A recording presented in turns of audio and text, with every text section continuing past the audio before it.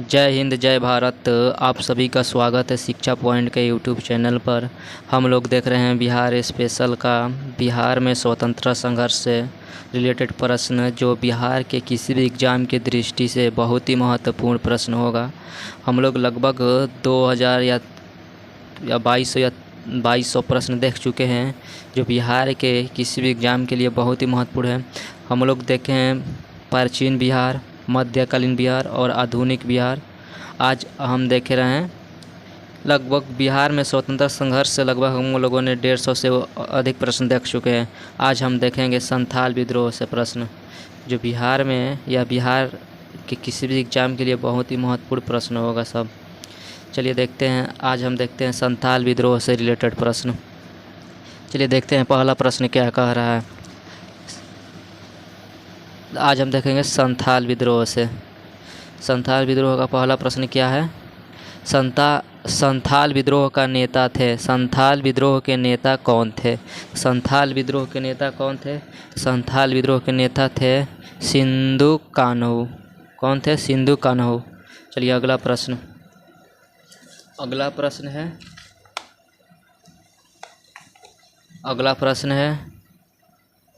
अगला प्रश्न है संथाल विद्रोह की शुरुआत सिंधु कान्हू के गांव भगनाडीही से हुई।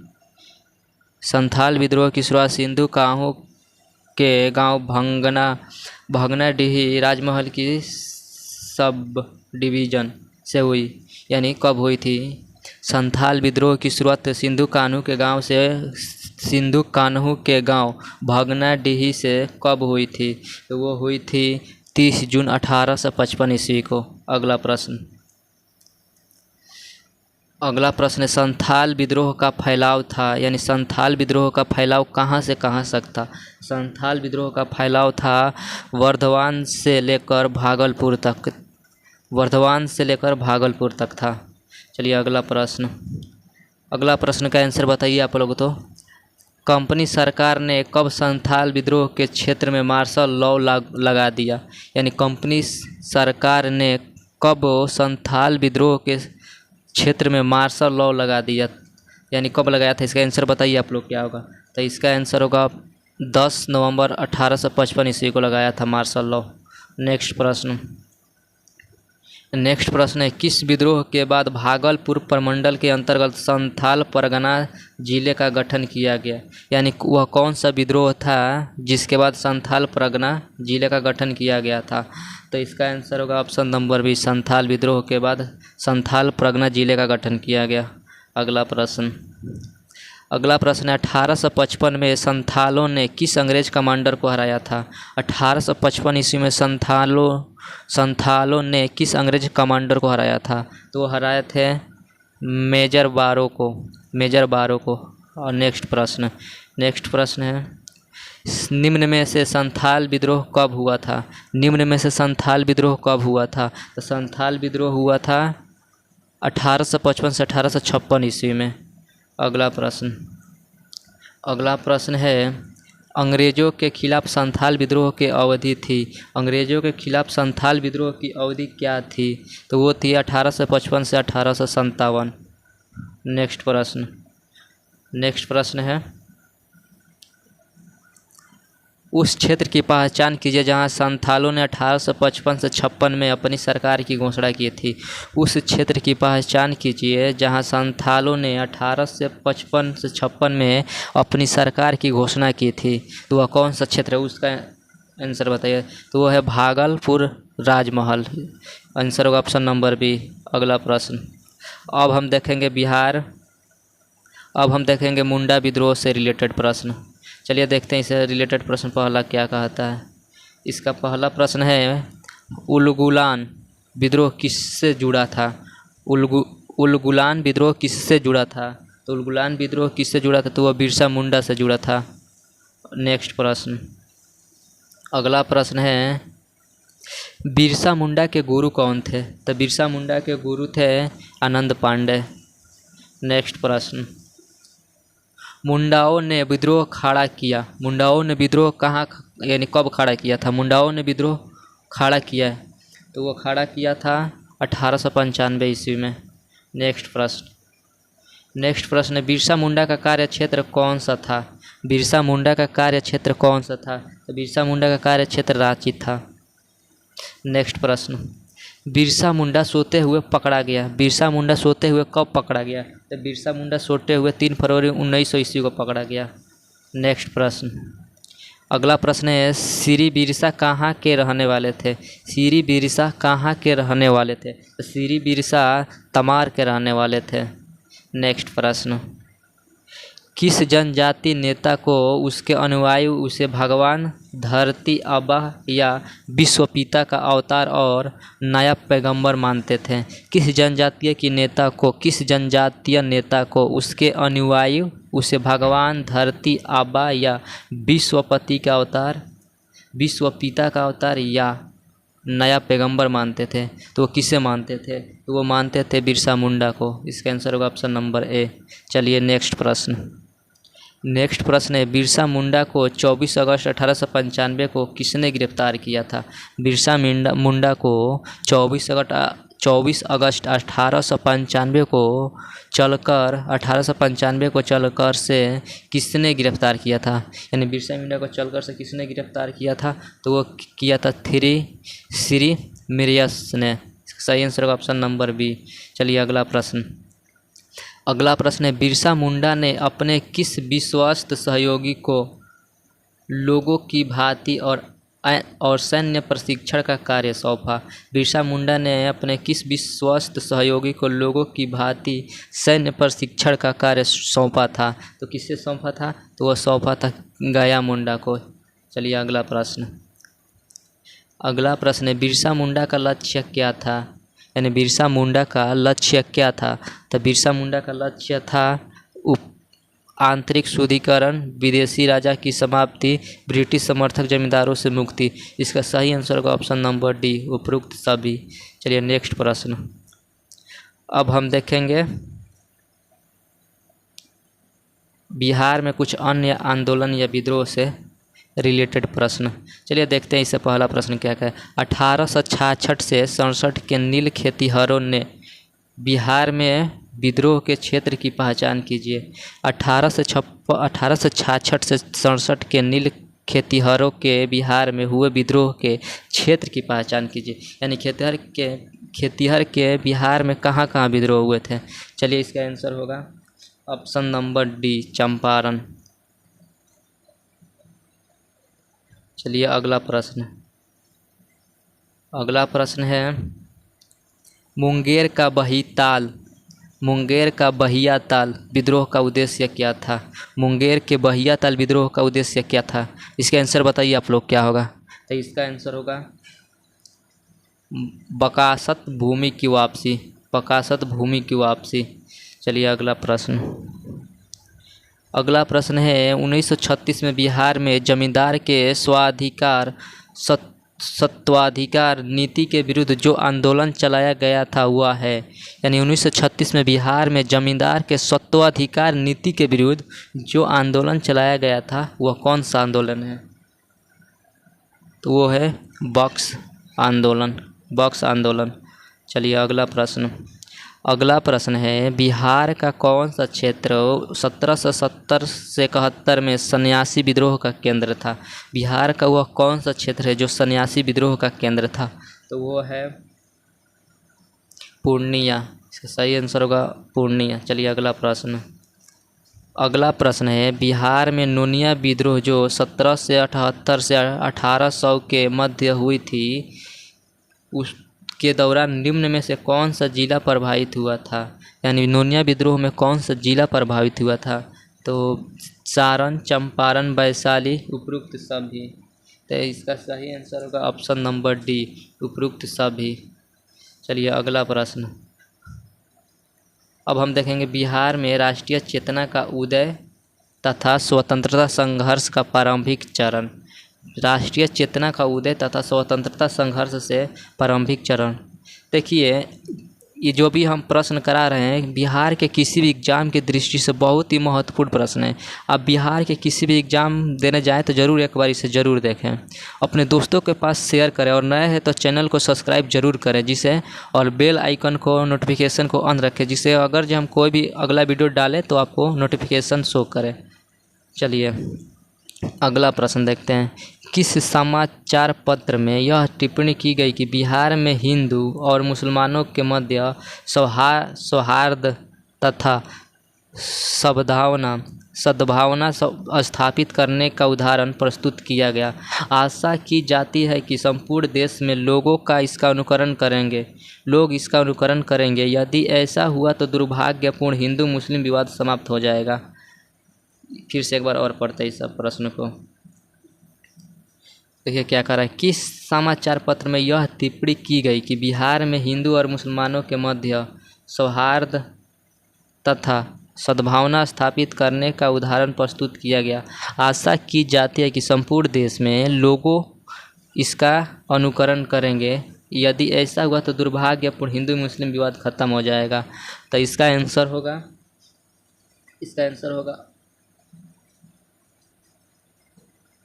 Option number B, Indian Mirror में। चलिए अगला प्रश्न देखते हैं। अगला प्रश्न है, पृथक निर्वाचन प्रणाली को किस बिहारी ने असीमित दुष्टतापूर्ण योजना कहकर आलोचना की? यानी पृथक निर्वाचन प्रणाली को किस बिहारी ने असीमित दुष्टतापूर्ण योजना कहकर आलोचना की थी? वो किसने किया था? वो किया था हसन इमाम ने। चलिए अगला प्रश्न है, भारतीय राष्ट्रीय कांग्रेस के 28वें अधिवेशन इलाहाबाद 1990 में हुआ था तो बिहार से कितने प्रतिनिधि भाग लिया था? यानी भारतीय राष्ट्रीय कांग्रेस के 28वें अधिवेशन जो इलाहाबाद में हुआ था तो उसमें बिहार से कितने प्रतिनिधि भाग लिए थे? तो उसमें बिहार से 39 प्रतिनिधि भाग लिए थे। चलिए नेक्स्ट प्रश्न है, बिहार प्रांतीय सम्मेलन का 7वां अधिवेशन 3 अप्रैल 1915 को हुआ। बिहार प्रांतीय सम्मेलन का 7वां अधिवेशन 3 अप्रैल 1915 को हुआ। जो हुआ कहाँ हुआ था? तो वो हुआ था छपरा में। इसका सही आंसर होगा ऑप्शन नंबर सी, छपरा। चलिए अगला प्रश्न है, पटना विश्वविद्यालय विधेयक केंद्रीय विधायिका परिषद में किसने प्रस्तुत किया? पटना विश्वविद्यालय विधेयक केंद्रीय विधायिका परिषद में किसने प्रस्तुत किया था? तो वो प्रस्तुत किया था सर शंकर नायर ने। चलिए अगला प्रश्न है, पटना विश्वविद्यालय विधेयक पर विरोध प्रकट करने के लिए बिहार प्रांतीय सम्मेलन का विशेष अधिवेशन कहाँ बुलाया गया? तो वो अधिवेशन बुलाया गया था पटना सिटी में। चलिए नेक्स्ट प्रश्न बहुत ही महत्वपूर्ण प्रश्न है।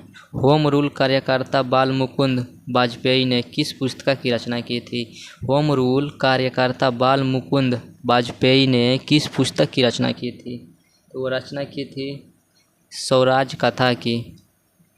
चलिए अगला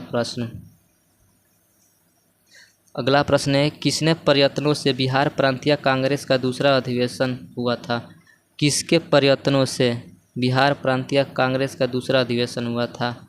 तो वो किसने प्रयत्न किया था? तो वो किया था श्री दीप नारायण सिंह ने।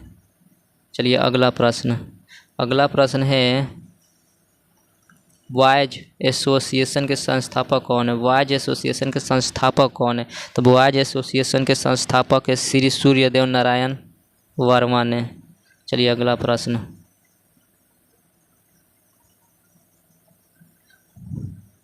बॉयज एसोसिएशन की स्थापना कहाँ हुई थी? बॉयज एसोसिएशन की स्थापना हुई थी दरभंगा में।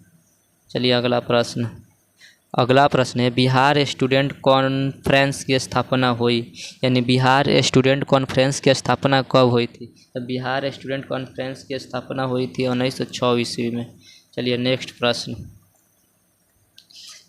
प्रश्न है, दरभंगा में सरस्वती अकादमी की स्थापना कब हुई? सरस्वती अकादमी की स्थापना दरभंगा में कब हुई थी? तो वो हुई थी 1 जनवरी 1901 ईस्वी को। चलिए नेक्स्ट प्रश्न है, बिहार में प्रथम बालिका विद्यालय की स्थापना किसने की? बिहार में प्रथम बालिका विद्यालय की स्थापना किसने की? तो वो की थी श्रीमती अघोर कामिनी देवी ने। चलिए अगला प्रश्न है, बिहार में प्रथम बालिका विद्यालय की स्थापना कब हुई थी? तो बालिका विद्यालय की स्थापना बिहार में कब हुई थी? तो वो हुई थी 1891 ईस्वी में। चलिए अगला प्रश्न क्या है? अगला प्रश्न, बिहार में राष्ट्रीय चेतना के जागरण के मुख्य कारण थे। बिहार में राष्ट्रीय चेतना के जागरण के मुख्य कारण क्या थे? ब्रिटिश विरोधी संघर्षों की पृष्ठभूमि, ब्रिटिश शासन की नीतियों के प्रति असंतोष, पाश्चात्य शिक्षा का अभाव, बंगाल में संगठित राष्ट्रीय संगठन। तो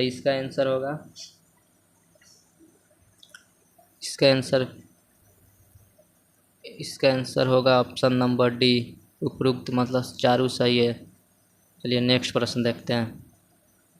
नेक्स्ट प्रश्न, बिहार में प्रतिनिधि सर्वप्रथम किस वर्ष भारतीय राष्ट्रीय कांग्रेस के सम्मेलन में भाग लिया था? बिहार के प्रतिनिधि सर्वप्रथम किस वर्ष भारतीय राष्ट्रीय कांग्रेस के सम्मेलन में भाग लिया था? तो वो भाग लिया था 1887 ईस्वी में। चलिए नेक्स्ट प्रश्न,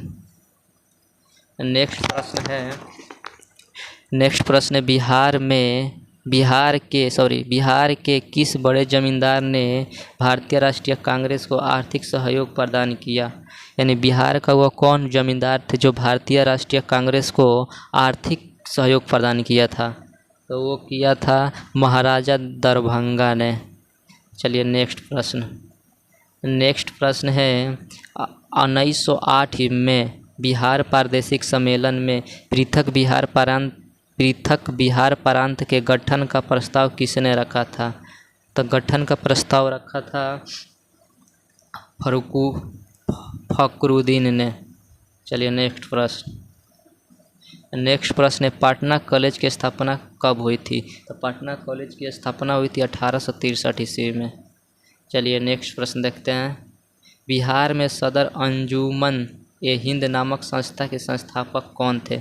बिहार में सदर अंजुमन ए हिंद नामक संस्था के संस्थापक कौन थे? वो थे मुंशी प्यारे लाल। चलिए अगला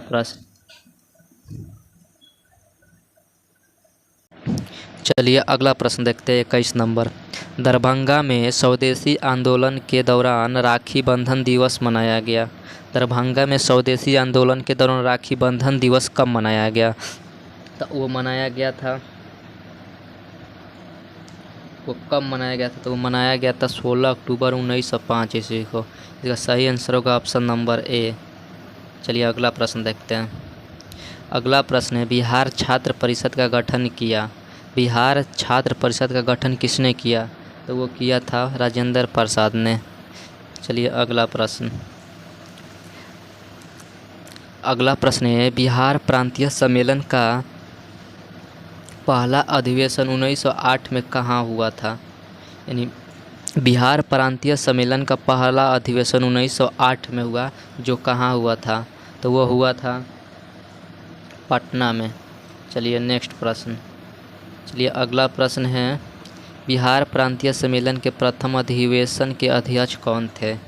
बिहार प्रांतीय सम्मेलन के प्रथम अधिवेशन के अध्यक्ष कौन थे? तो वो थे सर अली इमाम। इसका आंसर होगा option number C, Sir Ali Imam. चलिए अगला प्रश्न है, बापू दीप नारायण सिंह के प्रयत्नों से बिहार प्रांतीय सम्मेलन का दूसरा अधिवेशन कहाँ हुआ था? तो दूसरा अधिवेशन हुआ था भागलपुर में। चलिए अगला प्रश्न है, बिहार टाइम्स नामक पत्र का प्रकाशन कब हुआ? बिहार टाइम्स नामक पत्र का प्रकाशन कब हुआ? तो वो हुआ था 1894 ईस्वी में। चलिए अगला प्रश्न है, महेश नारायण प्रथम संपादक थे। तो वो संपादक किसके थे? तो वो संपादक थे बिहार टाइम्स के। चलिए अगला प्रश्न, बिहार टाइम्स का नाम बदलकर बिहारी रखा गया। बिहार टाइम्स का नाम बदलकर बिहारी कब रखा गया? तो बिहारी रखा गया था 1906 ईस्वी में। चलिए अगला अगला प्रश्न, बिहार प्रांतीय कांग्रेस कमेटी के प्रथम अध्यक्ष कौन थे? बिहार प्रांतीय कांग्रेस कमेटी के प्रथम अध्यक्ष कौन थे? प्रथम अध्यक्ष थे नवाब सरफराज हुसैन खान। चलिए अगला प्रश्न। अगला प्रश्न है, बिहार हेराल्ड के संस्थापक कौन थे? बिहार हेराल्ड के संस्थापक थे गुरु प्रसाद सेन ने। चलिए अगला प्रश्न। अगला प्रश्न, बिहार छात्र सम्मेलन हुआ था। बिहार छात्र सम्मेलन कहाँ हुआ था? तो बिहार छात्र सम्मेलन हुआ था पटना में। चलिए अगला प्रश्न। अगला प्रश्न, भारतीय राष्ट्रीय कांग्रेस का 1912 में अधिवेशन कहाँ हुआ था? भारतीय राष्ट्रीय कांग्रेस का 1912 में अधिवेशन कहाँ हुआ था? वो अधिवेशन हुआ था बांकीपुर पटना में। चलिए अगला प्रश्न। अगला प्रश्न है, भारतीय राष्ट्रीय कांग्रेस के 1912 के बांकीपुर अधिवेशन की अध्यक्षता किसने की थी? तो वो की थी आर.एन. माधोलकर ने। आर.एन. माधोलकर ने। चलिए अगला प्रश्न। अगला प्रश्न है, भारत से कांग्रेस का एक प्रतिनिधि मंडल 1914 में इंग्लैंड भेजे गए, जिसमें शामिल दो बिहारी नेता कौन थे? तो वो बिहारी नेता थे मजहरुल हक एवं सच्चिदानंद सिन्हा। इसका आंसर होगा ऑप्शन नंबर सी। चलिए अगला प्रश्न। अगला प्रश्न है, पटना विश्वविद्यालय की स्थापना कब हुई? पटना विश्वविद्यालय की स्थापना कब हुई? तो पटना विश्वविद्यालय की स्थापना 1917 ईस्वी में हुई। सही आंसर होगा ऑप्शन नंबर बी। चलिए अगला प्रश्न।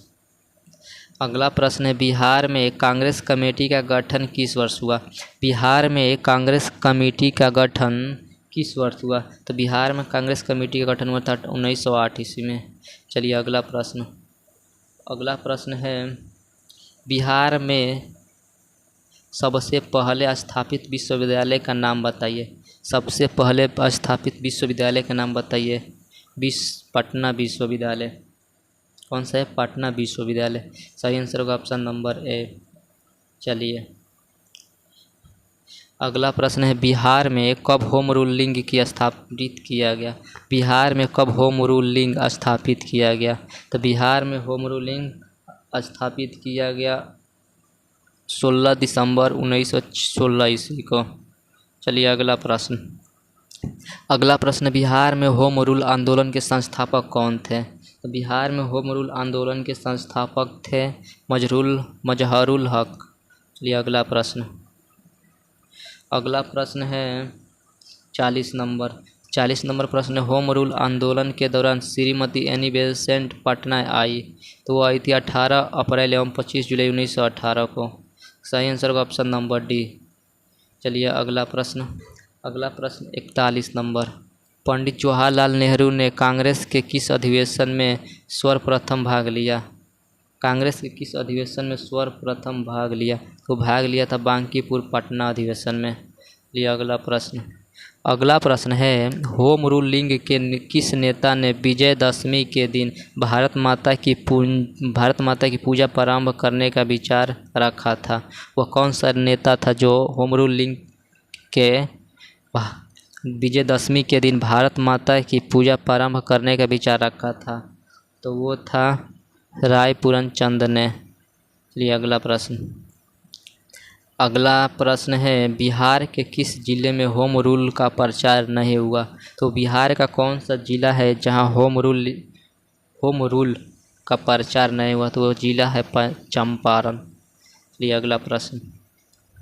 अगला प्रश्न है, मुजफ्फरपुर जिला होम रूल की स्थापना की। मुजफ्फरपुर जिला में किसने होम रूल की स्थापना की? वो की थी जनकधारी प्रसाद ने। इसका आंसर होगा ऑप्शन नंबर ए, जनकधारी प्रसाद ने। चलिए अगला प्रश्न, बिहार में गौ हत्या रोकने के लिए गौ छिड़नी सभाओं की स्थापना किस वर्ष हुई? बिहार में गौ हत्या को रोकने के लिए गौ छिड़नी सभाओं की स्थापना किस वर्ष हुई? तो वो हुई थी 1893 ईस्वी में। चलिए अगला प्रश्न। बिहार बंगाल से अलग हुआ। बिहार बंगाल से कब अलग हुआ? तो इसका तो आंसर सबको पता होगा, बताइए आप लोग सब इसका आंसर। तो वो हुआ था 1912 ईस्वी में। कब हुआ था? 1912 ईस्वी में। बिहार में उड़ीसा भी सम्मिलित था। जब 1912 में बंगाल से बिहार अलग हुआ था तो बिहार में उड़ीसा सम्मिलित था। चलिए अगला प्रश्न देखते हैं। गौ रक्षा के मुद्दे पर बिहार के शाहाबाद, गया, पटना जिलों में भयानक हिंदू मुस्लिम दंगे हुए। गौ रक्षा के मुद्दे पर बिहार के शाहाबाद, गया, पटना जिलों में भयानक हिंदू मुस्लिम दंगे जो हुए किस वर्ष हुए थे? किस वर्ष हुए थे? क्या पूछ रहा है? किस वर्ष हुए थे? तो वो थे 1917 ईस्वी में। चलिए अगला प्रश्न। अगला प्रश्न का आंसर बताइए आप लोग। बिहार के अलग प्रांत के लिए आंदोलन जिसके परिणाम स्वरूप 1921 में बिहार एवं उड़ीसा के नए प्रांत का निर्माण हुआ का नेतृत्व किसने किया था? यानी बिहार के अलग प्रांत के लिए आंदोलन जिसके परिणाम स्वरूप 1911 में बिहार एवं उड़ीसा के नए प्रांत का निर्माण हुआ। तो जो भी नए प्रांत का निर्माण हुआ था वो किसके नेतृत्व में हुआ था? किसके नेतृत्व में हुआ था? तो वो हुआ था सच्चिदानंद सिन्हा के नेतृत्व में। चलिए अगला प्रश्न देखते हैं। अब हम देखेंगे 49 नंबर प्रश्न। देखिए 49 नंबर प्रश्न क्या कर रहा है।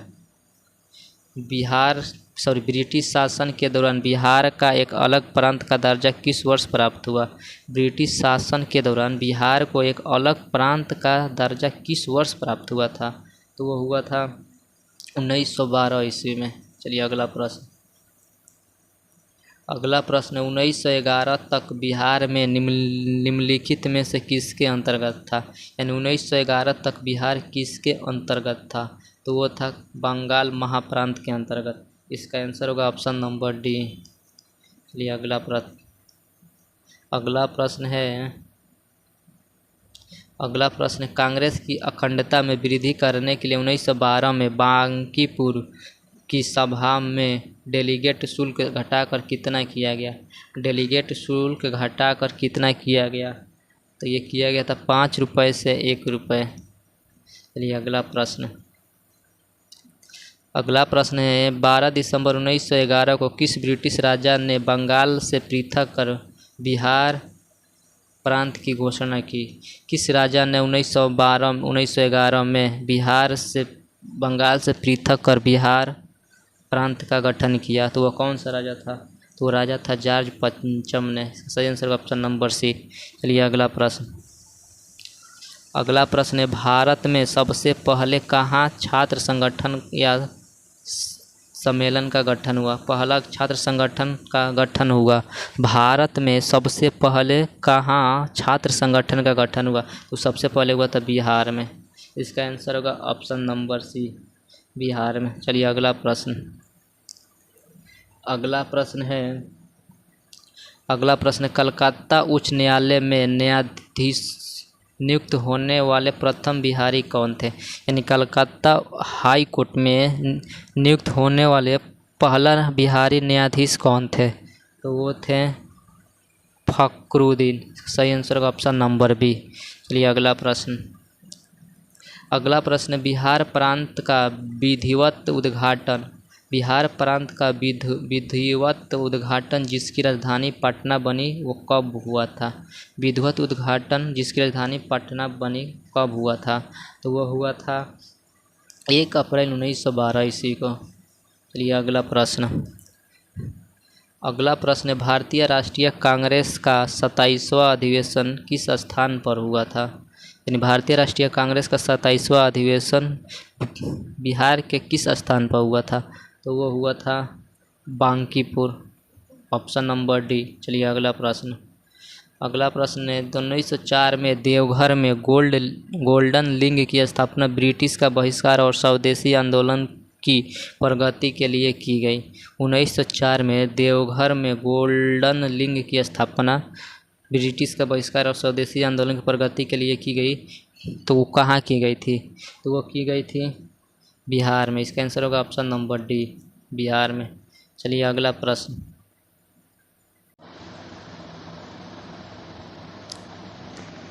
अब हम देखेंगे बिहार में क्रांतिकारी राष्ट्रवाद का प्रथम चरण। अब हम बिहार में क्रांतिकारी राष्ट्रवाद का प्रथम चरण से रिलेटेड प्रश्न देखेंगे।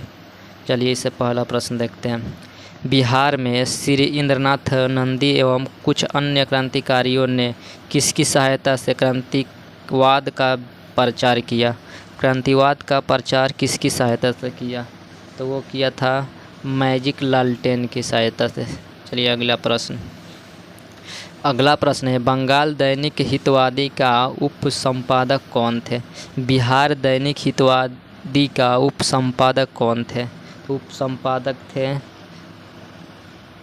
संपादक कौन थे? तो वो थे सखाराम गणेश देवस्कर ने। चलिए अगला प्रश्न। अगला प्रश्न बिहार में सितंबर 1915 में लिबर्टी लीफलेट्स बांटने में कौन थे? लिबर्टी लीफलेट्स बांटने में कौन थे? तो वो थे बंकिम चंद्र मित्र एवं अखिल चंद्र दास गुप्ता। इसका सही आंसर होगा ऑप्शन नंबर सी। चलिए अगला प्रश्न है, बंकिम चंद्र मित्र की गिरफ्तारी हुई, यानी बंकिम चंद्र मित्र की गिरफ्तारी कब हुई? तो वो गिरफ्तारी हुई थी 1915 ईस्वी में। सही आंसर होगा ऑप्शन नंबर डी। चलिए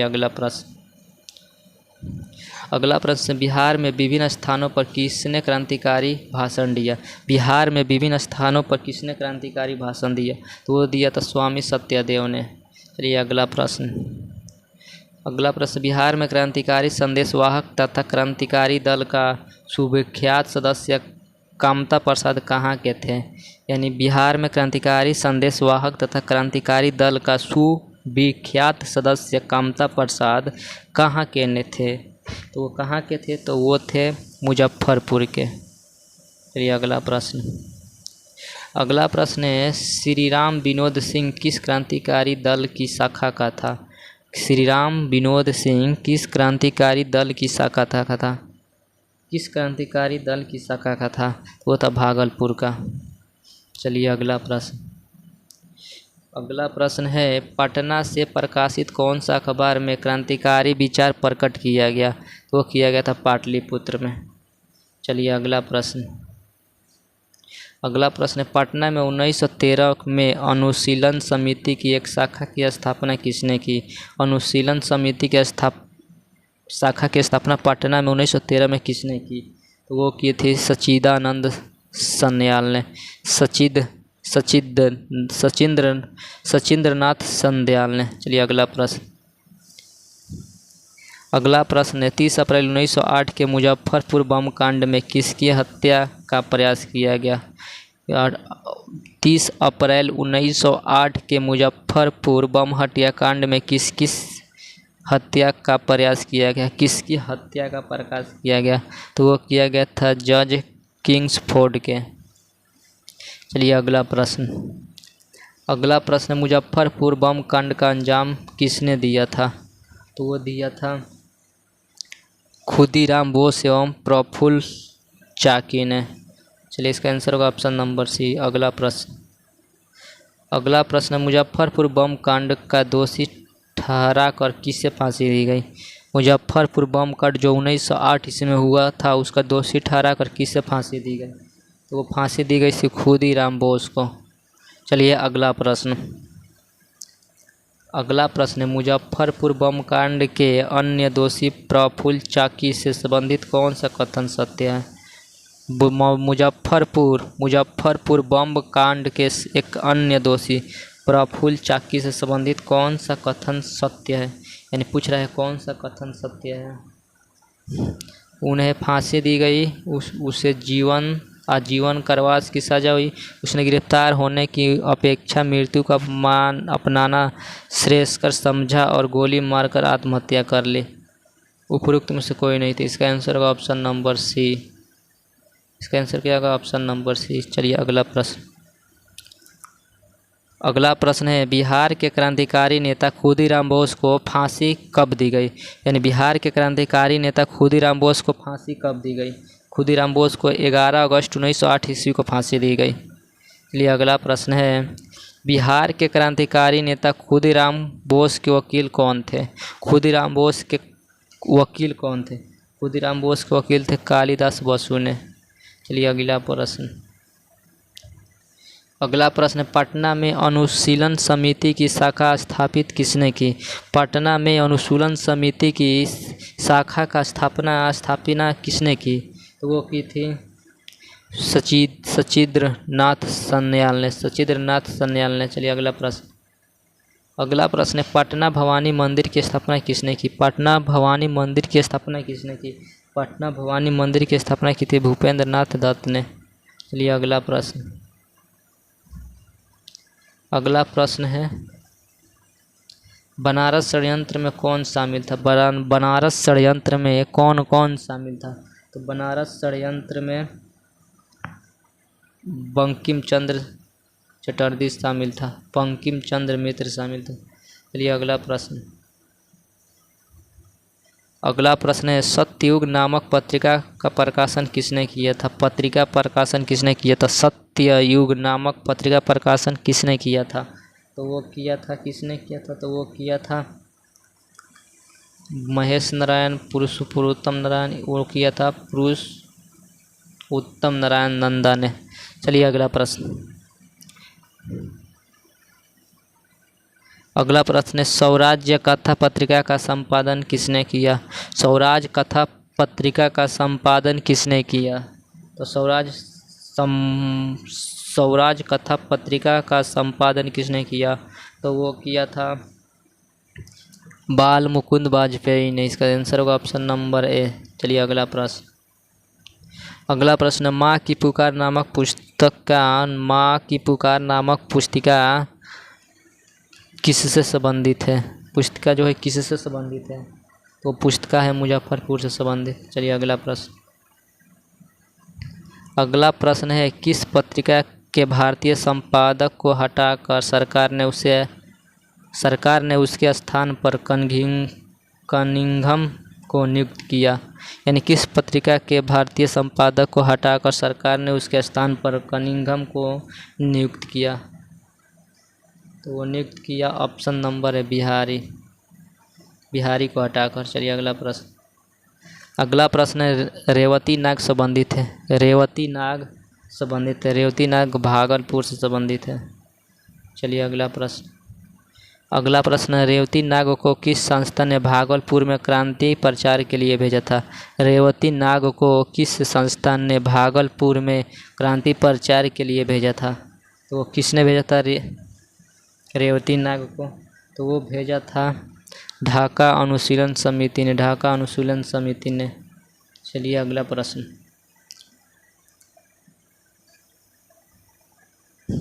अब हम देखेंगे चंपारण सत्याग्रह से रिलेटेड प्रश्न। चलिए अगला प्रश्न देखते हैं चंपारण से संबंधित। चंपारण में 3 कठिया पद्धति के अंतर्गत लंबी अवधि तक नील उपाजाना पड़ता था, वह अवधि होती थी। तो वह अवधि क्या होती है? तो वो अवधि होती है 20-25-30 या वर्ष। चलिए नेक्स्ट प्रश्न है, हिंदू प्रेटियस के किस संपादक ने नील पीड़ित किसानों का पक्ष लिया था? हिंदू प्रेटियट के किस संपादक ने नील पीड़ित किसानों का पक्ष लिया था? तो वो लिया था जय नारायण दास ने। ये अगला प्रश्न, बिहार में कब नील रैयतों का विद्रोह हुआ? बिहार में नील रैयतों के खिलाफ विद्रोह कब हुआ? वो विद्रोह हुआ था 1907 से 1908। चलिए अगला प्रश्न, नील उत्पादन के विरोध करने पर शीतल राय और राघु गोपाल को गिरफ्तार किया गया। शीतल राय एवं राघु गोपाल को गिरफ्तार किया गया। नील उत्पादन के विरोध करने पर शीतल राय एवं राघु गोपाल को गिरफ्तार किया गया। यानी कब गिरफ्तार किया गया? तो वो गिरफ्तार किया गया था 26 अक्टूबर 1908 ईस्वी को। चलिए अगला प्रश्न, किस ब्रिटिश अधिकारी ने अपनी जांच रिपोर्ट रैयतों के पक्ष में दी? किस ब्रिटिश अधिकारी ने अपनी जांच रिपोर्ट रैयतों के पक्ष में दी? तो वो थे WR गोरले ने। चलिए अगला प्रश्न, लेफ्टिनेंट गवर्नर एडवर्ड बेकर ने पटना नीलहो का सम्मान सम्मेलन बुलाया? लेफ्टिनेंट गवर्नर एडवर्ड बेकर ने पटना निलोह का सम्मेलन बुलाया। यानी उस निलोह का सम्मेलन कब बुलाया? तो वो सम्मेलन बुलाए थे 1901 से 1902 में। चलिए अगला प्रश्न है 3 अप्रैल 1915 को बिहार प्रांतीय सम्मेलन के 7वें अधिवेशन में कहाँ अध्यक्ष पद से भाषण देते हुए नील प्लांटरों और रैयतों के मध्य विषय संबंधों का उल्लेख किया? यानी 3 अप्रैल 1912 को बिहार प्रांतीय सम्मेलन के 7वें अधिवेशन में कहाँ अध्यक्ष पद से भाषण देते हुए नील प्लांटरों और रैयतों के मध्य विषम संबंध का उल्लेख किया? भीषण संबंध का उल्लेख किया। तो इसका आंसर होगा छपरा। चलिए अगला प्रश्न है किस समाचार पत्र ने चंपारण में निलोह द्वारा रैयतों की अत्याचार पर लगातार निबंध प्रकाशित किया? किस समाचार पत्र ने लगातार फिर से पढ़ते हैं एक बार क्वेश्चन को। किस समाचार पत्र ने चंपारण में निलोह द्वारा रैयतों की अत्याचार पर लगातार निबंध प्रकाशित किया? तो किसने किया था? वो किया था प्रताप ने। चलिए अगला